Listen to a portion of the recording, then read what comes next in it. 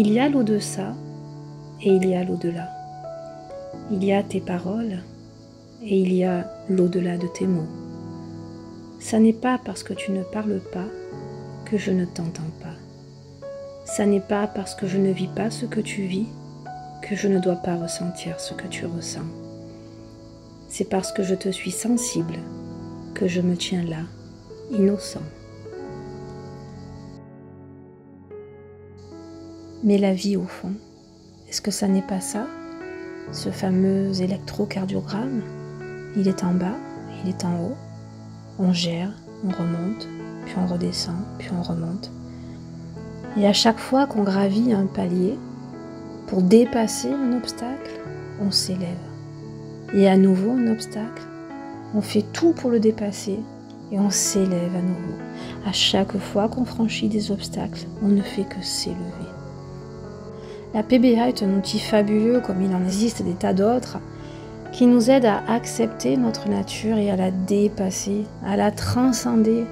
Je suis timide, ok, je vais la garder ma timidité. Mais là où j'avais peur de prendre la parole en public, je vais oser faire un discours.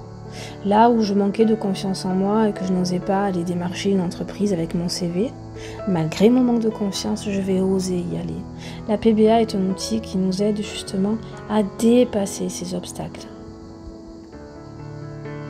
Un patient qui vient me voir parce qu'il a du mal à lâcher prise, ai-je le droit de lui dire que tout d'un coup il va tout lâcher? Comment est-ce qu'on pourrait lâcher ce qui nous a sans doute maintenu en vie pendant des années et des années? Non, là aussi ça ne serait pas déontologique. Par contre, ce qu'il est possible dans notre posture de thérapeute, c'est justement d'aider le patient à accepter pourquoi pas son côté déterminé, qui fait qu'il a du mal à lâcher prise. Lui faire comprendre que s'il a du mal à lâcher, c'est peut-être qu'en face de lui, il n'arrive pas à faire ressentir à l'autre ce que lui-même éprouve dans sa souffrance.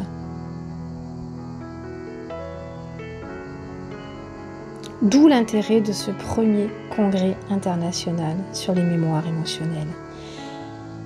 Le but de ce congrès est de pouvoir réconcilier chacun d'entre nous à tous les côtés positifs en nous qu'on oublie, tous ces côtés positifs dans notre vraie nature, dans notre vraie identité, qu'on a oublié parce que notre mental, parce que notre ego nous fait bloquer sur ce qui nous dérange.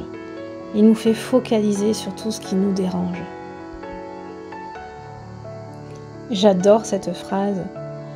Plus on travaille sur soi, et plus on s'éloigne de soi. Oui, la vie est un escape game. Oui, la vie est une succession de moments de joie et de moments d'épreuve.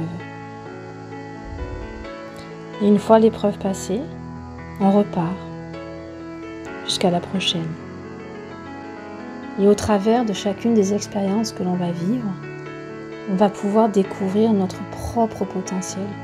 On va pouvoir aller chercher toutes ces compétences que nous avions en nous et qu'on n'aurait jamais vues si on n'était pas passé par cette épreuve. Je me souviens quand j'étais petite, j'entendais souvent maman dire « c'est un mal pour un bien ».